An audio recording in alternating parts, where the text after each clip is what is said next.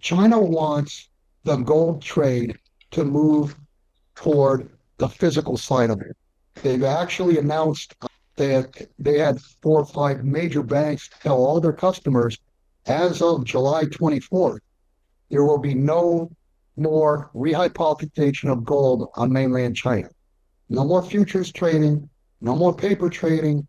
And I think part of that is a result of what happened back in February and March, where there was massive short sales that turned out to be naked, and they were well above the position limits. Well, I just want your thoughts, if we could, on what you believe has happened to the Fort Knox inquiry, where the United States President Donald Trump and Elon Musk were planning a visit some time ago.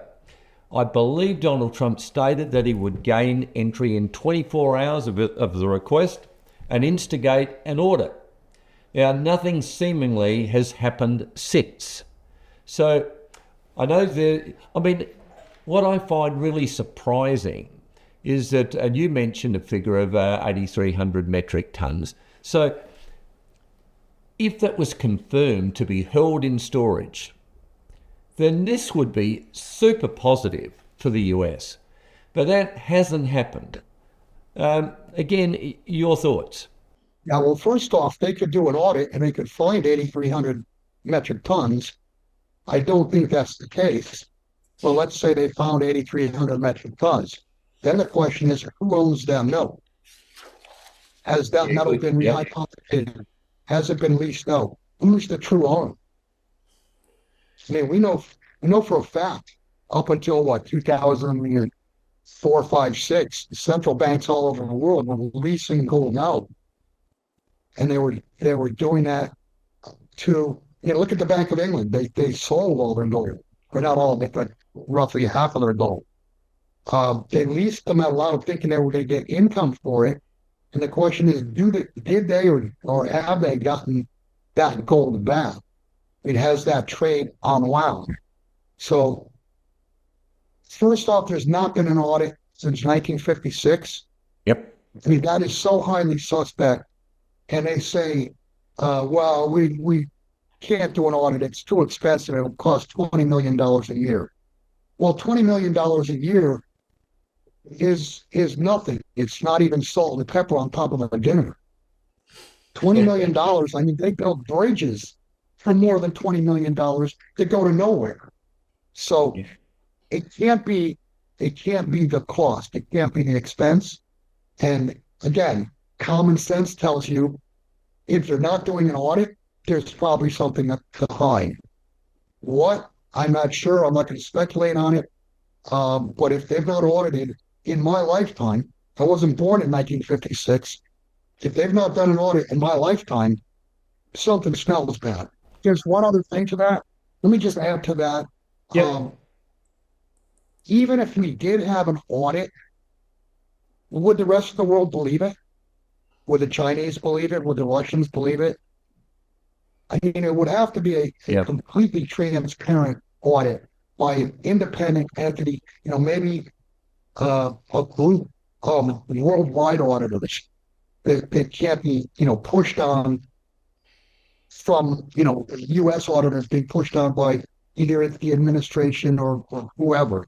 And I think this is going to happen because when the BRICS currency does go live, I've always believed that here in the United States, we're going to hear, okay, here's our currency. We're showing you the backing. We're showing you the reserves to it. And here's the audit to it. Now you show us yours. And that's going to be a big problem, I think.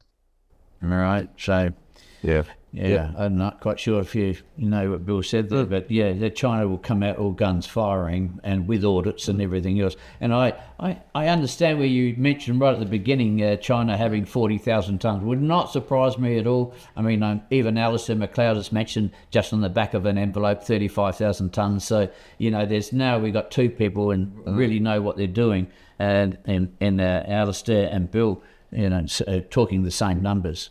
So, it's going to be very interesting days. And, look, I've always thought a gold standard has to be implemented for any of this to be fixed up, but it's going to be the in-between days are going to be very hard to deal with. Bill, China has now in place gold clearing systems with vaults in Hong Kong and Saudi Arabia, and rumours about several places in Southeast Asia. It seems that they are working towards having their own currency, which would be backed by gold, so trading can continue without the US dollar involved. I know we've covered a little bit of that, but Bill, your thoughts? Yeah, no, 100% correct. China is trying to wall themselves off. The Brits are trying to wall themselves off from any collapse of the dollar. They want to be off the railroad tracks. They want to be on their own railroad track. China wants the gold trade to move toward the physical side of it. They've actually announced, I think it was a week, 10 days ago, they had 4 or 5 major banks tell all their customers, as of July 24th, there will be no more rehypothecation of gold on mainland China.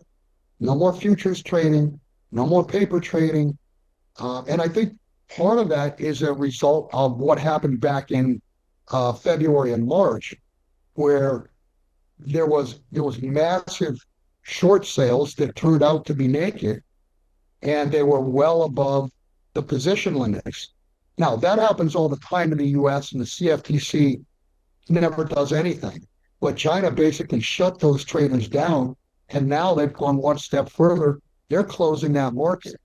So they don't want paper trading. They want physical trading to determine the price. In other words, the dog wags its tail as opposed to the tail wagging the dog. When we talk about a country's GDP, unfortunately, it includes government spending, which makes no sense to me, because government income either comes from taxation, which is derived from private profits, or by borrowing, which again, an interest rate is attached. Now, apparently, the debt to GDP of the G7 nations in the 1970s, just after the decade after we went off the gold standard, the debt to GDP of the G7 nations was averaging 45%. Now, the same G7 nations, it is 125% debt to GDP. Surely the bond yields are going to rise due to the greater risk. What's your thoughts? I'd like to check the numbers, because I think the debt to GDP of the G7 is far higher than 125%. The US is at 130, and we issued the reserve currency for the world. And I mean, go back 50 years. 50 years ago, any nation that got to 100% of debt to GDP, they were stepping through the threshold into Banana Republic land at 100% debt to GDP. I think Japan is what, 300+%? Yeah, they are monstrous. I think that number of 125 is way low. I'm thinking it's pushing 200 or through 200 if you average all the G7 nations. And you sound like me over the last 5 or 10 years. I've talked about this, and nobody really cares about it. That if we're running a deficit, if you run a deficit of 5% a year, a budget deficit means the government's spending 5% more than what it's taking in. That money gets spent. When that money gets spent, it becomes part of GDP. What happens if that money was not spent? If it was not borrowed and it was not spent, then that particular year would go down as a recession. I mean, if you've got 2% growth or 3% growth, but yet 5% of the growth came from borrowed funds, without those borrowed funds, it's a negative year. And there's only been 1 year, 1997, and that was done with smoke and mirrors, that the United States actually had a surplus. I think it was $20 or $30 billion. But since 1960, pretty much every single year has been a deficit. If you strip away those deficits, yes, you can see growth because you can see them building things. You can see people employed to build those things. But what they've done is they've built and nurtured a debt bomb that's going to explode. And when it explodes, anybody who's in the system and has done what they've been told to do, go to work, save 10%, put it in the bank, save another 5% or 10%, whatever, put it in your retirement account. Those are paper assets. The vast majority, 97, 8, 9% of the people out there don't invest in gold or silver. They invest in paper assets. And if you have a meltdown, the problem is the institutions themselves are going to go out of business. And Australia is part of the West. And the West has written laws, and they're all on the books now since 2014, that when an institution goes down, it can take its customers' money to save themselves. This is the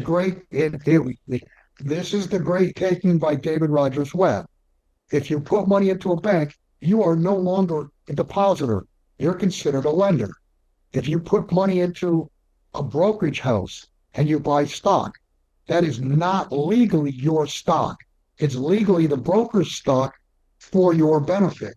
So when this thing goes down, people are going to find out that their institutions saved themselves with customer money.